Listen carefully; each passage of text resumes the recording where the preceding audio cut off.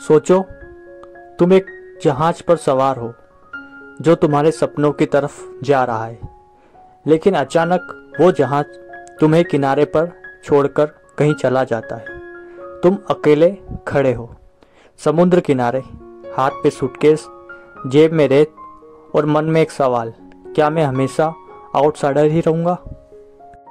यही सवाल खड़ा था वीरदास के सामने उस दिन जब उनका क्रूज शिप उन्हें छोड़ चला गया, और उसी पल उन्हें एहसास हुआ कि ये बस एक यात्रा नहीं बल्कि उनकी ज़िंदगी का प्रतीक है।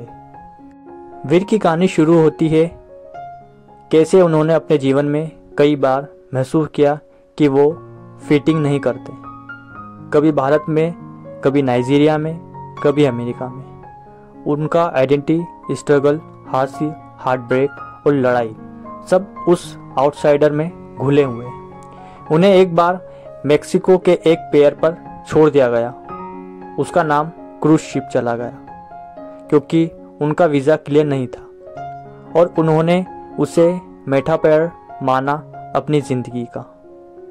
मेरे पास न पैसा न काम, बस खुद और एक अजूबा सच कि मैं हमेशा आउटसाइडर हूँ। बचपन और कल्चरल। वीर का बचपन साहसी था लेकिन जटिल भी। जब वो नाइजीरिया में थे वो इंडियन किड थे, भारत लौटकर वे अफ्रीकन किड थे।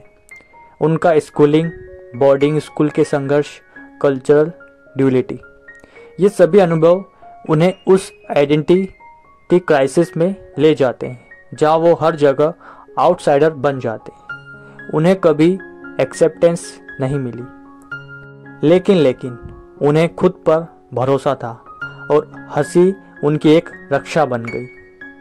वे अमेरिका गए, विश्वविद्यालय में अभिनव किया, डिश वॉशिंग जॉब किए, कॉमेडी और एक्टिंग की दुनिया में एंट्री की। हर अनुभव में उन्होंने आउटसाइडर रहने की कला सीखी और उसी ताकत से उसने दुनिया को दिखाया कि आउटसाइडर रहकर भी कुछ किया जा सकता है। हॉलीवुड, बॉलीवुड और कॉमेडी का सफर। वीर ने बॉलीवुड और हॉलीवुड दोनों में कदम रखा। वो स्टैंड अप कॉमेडी करते हैं, फिल्मों में अनुभव करते हैं, स्क्रिप्ट लिखते हैं, लेकिन हर जगह उन्हें वही फीलिंग आई, मैं फिटिंग नहीं हूँ। उन पर कंट्रोवर्सीज भी हुए।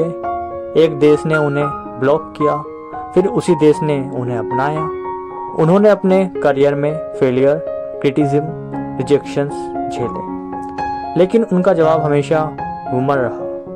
उनकी किताब बताती है कि कैसे उन्होंने हास्य को एक हथियार बनाया, दर्द को हल्का करने और पहचान बनाने का रास्ता। हार्ट ब्रेक्स, लॉस और पर्सनल चैलेंजेस। वीरदास ने 6 हार्ट ब्रेक्स का सामना किया।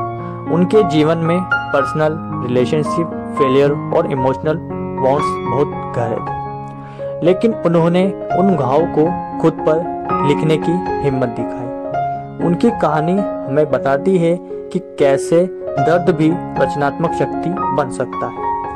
वे भीख मांगने वाली जिंदगी नहीं जीना चाहते थे, बल्कि उन्होंने सीख लिया कि अगर एक्सेप्टेंस न मिले तो वे खुद को स्वीकार कर लें। उनका मैसेज साफ है, तुमको फिटिंग नहीं होने का डर नहीं होना चाहिए, खुद को असली रखने की कोशिश हमेशा करनी चाहिए।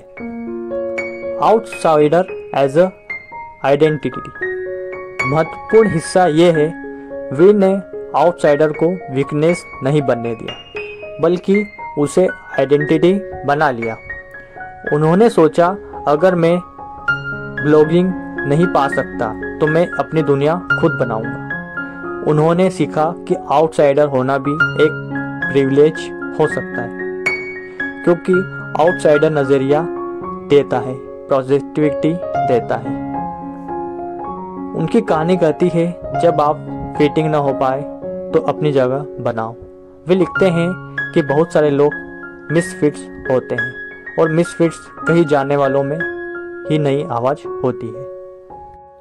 लेसन और संदेश। वीरदास की मेमोरी हमें ये सिखाती है, पेन और फेलियर हमेशा विकास का हिस्सा है। ह्यूमर जब सही इस्तेमाल हो वही जिंदगी की सबसे बड़ी ताकत है। सेल्फ एक्सेप्टेंस जरूरी है। तुम पहले खुद को स्वीकारो, फिर दुनिया कुछ कहे। आइडेंटिटी फ्लेक्सिबल, वो सिर्फ एक जगह टेग नहीं है। मिसफिट होना बुरा नहीं है, ये एक अलग तरह की ख्वाहिश है ओरिजिनल होने की। एक आवाज जो हर आउटसाइडर को बुलाती है। द आउटसाइडर सिर्फ वीरदास की कहानी नहीं है, ये उन हजारों मिसफिट्स की कहानी है जो सुनना चाहते हैं कि आप अकेले नहीं हो। उनकी जर्नी बताती है कि आउटसाइडर होना स्ट्रगल हो सकता है, लेकिन वही स्ट्रगल तुम्हारी सबसे बड़ी पहचान बन सकती है। अगर आप कभी खुद को अलग महसूस कर चुके हो, इस किताब आपकी आवाज बन सकती है। आपकी दर्द की कविता, आपकी उम्मीद की दास्तां। आज की वीडियो में इतना ही। अगर आपको ये बुक समरी पसंद आई तो इस वीडियो को लाइक और चैनल पे नए आए तो चैनल को सब्सक्राइब करना ना भूलें। फिर मिलेंगे ऐसी किसी इंटरेस्टिंग बुक समरी के साथ। तब तक के लिए नमस्कार।